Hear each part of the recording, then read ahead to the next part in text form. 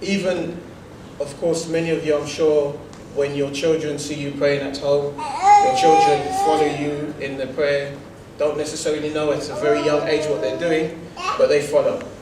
In fact, my son, alhamdulillah, is only 2.5, but he, although maybe I'm setting a bad example, because when he goes into sajda, he tends to lie on the floor and start licking the turba. I don't know if he thought that's what I'm doing when I'm praying or not, but inshallah, no doubt, when after time progresses, I'm sure he will, inshallah, get a bit better, or maybe I need to change the way I pray. Now, of course, the older our children get, the more affected they become from society, or the more effect society has upon them. Because our children, unlike ourselves, are interacting with the media a lot more than we do.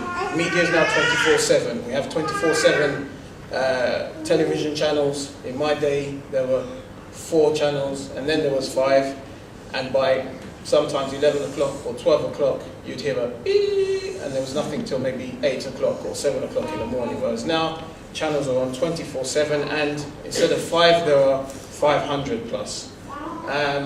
And of course, we have the internet. Again, in my day, there was no internet, or it was very, very limited. All of these things of Twitter, Facebook, YouTube, you name it, things are coming out. I can't even keep up to scratch. My 2-year-old son, mashallah, already knows how to use a mouse. I don't know how he does it, but he does. And it's quite interesting as well. If we were to ask the question, how many hours in a day do we as parents spend with our children? If both parents are working, that is.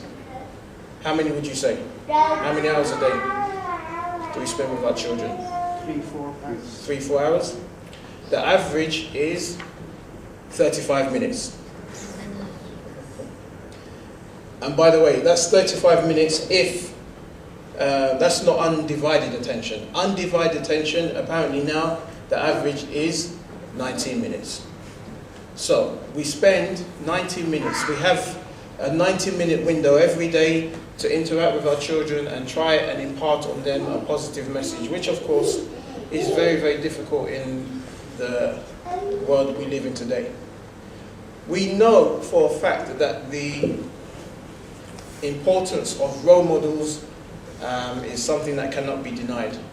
If we are to look at the media or advertising, excuse me, for example, we see that role models are used all the time.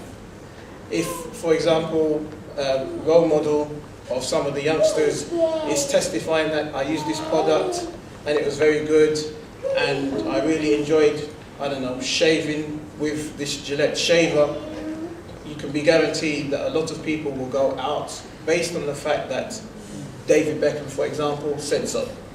Because people look up to these individuals and they trust what they say. So this is something that we need to be aware of. Even in terms of unhealthy products, like tobacco or junk food, if you were to analyze the type of people who promote these type of products, it tends to be somebody who's very healthy, which is obviously counter to what these, you know, McDonald's, for example, is not healthy food, but you will find somebody who's very healthy promoting it. This is one of the tricks of the trade. And of course, very important, alhamdulillah, we have hijab in Islam. You know, this whole image of how men or women are supposed to look is something where if we're not careful, you know, we can sometimes be cruel to ourselves, and this is the reason why you have so many cases of anorexia and bulimia and so on and so forth, because people are always bombarded with images and they consider themselves to be less than perfect. But we have to always remember that these images that we are exposed to, these are not normal type of people. Normal type of people don't look like that. And sometimes, even in this particular day and age, with technology, even the models are being modeled so that the picture you see isn't actually the reality of the situation. And of course, what is considered a perfect body, for example, changes through time. If, for example, you go to different parts of Africa, the concept of a perfect body is different from in the West, and so on and so forth. But again, going back to personalities and advertising, you can just tell by how much somebody is paid, for example, or how much a company has benefited by having X person as a role model or as an advertiser endorsing their products. I don't know if anybody here, some of the youngsters won't remember Jamie Redknapp. I'm a Liverpool supporter, so I do. But Jamie Redknapp and his wife Louise have been accredited to increasing the sales of Thomas Cook by 15%. So now you begin to understand why companies are willing to pay millions upon millions to have whoever, Gary Lineker endorsing Walker's Crisp, for example. David Beckham, and by the way, I know I've mentioned him maybe a couple of times now. He's not my role model. My role model is Steven Gerrard. But he's my role model because when I see him on the football pitch, maybe not nowadays, but back in the day, when you see him on the football pitch, he has this never die attitude, which I believe as a Muslim, we too should have. There have been many times where I thought Liverpool had been dead and buried, and then Steven Gerrard steps up to the plate and literally carries the team with him. I wish as a Muslim I could have such attributes, and we'll get on to why and who we should take as role models in a minute, inshallah. But going back to David Beckham, in 2009, he was the most paid football player. He earned £26 million just from advertising certain products, Adidas, Giorgio Armani, Motorola. £26, and that's just in 1 year. He's worth, I think, over £150 million today. So again, we can see that the media the advertising who obviously have done studies know the effect of having a role model.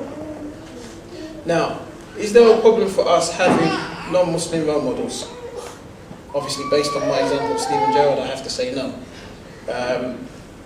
But we do need to be very, very careful if we have a non-Muslim role model, because their values may not match with our values, and sometimes we subconsciously follow them. In other words, we follow them without necessarily thinking about what they're doing. Just because we look up to that person, we follow them, and sometimes they're not doing something that we as Muslims would agree with, but if we're not thinking, then we fall into that trap. So we always have to make sure, if we have a non-Muslim role model, we're using our intellect.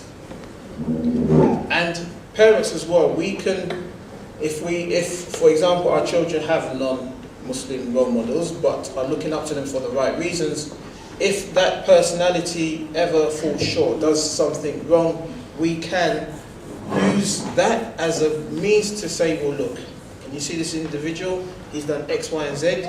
Can you see the repercussions of his actions? Can you see what's happened to him? A prime example would be, I don't know, Tiger Woods, for example. Can you see that doing X, Y, and Z has now caused this to happen to an individual? So then your children, our children, inshallah, can learn from that. So we don't need to be, in my humble opinion, of course, too worried if somebody has a non-Muslim role model for, of course, the right reasons. That is definitely very important. Because we're talking about role models in the West. Now, sometimes there's a slight problem here when we're talking about Islam and the West in this particular way, and we'll get into that in a bit more detail. See, I would divide Muslims into two types. You're either an immigrant Muslim. Now, an immigrant Muslim isn't somebody just that came to the UK yesterday. It could be someone who's been here for 30 years. What do I mean? If you have the mentality that, oh, I'm a Muslim, this is the land of the kuffar, I'm going to one day go back to my homeland and do away with this, then you may have the opinion that yes, all role models, all non-Muslim role models are bad. Or you could be a native Muslim, native to the UK, of course. Now again, you could have been here for 30 years, or you could have come yesterday. But a native Muslim is someone who says, I'm a Muslim, this is my home, I need to make sure that I am living in this society, affecting this society, whether it's politically or socially, but this is in effect my home, and I don't have at this point in time anywhere else to go.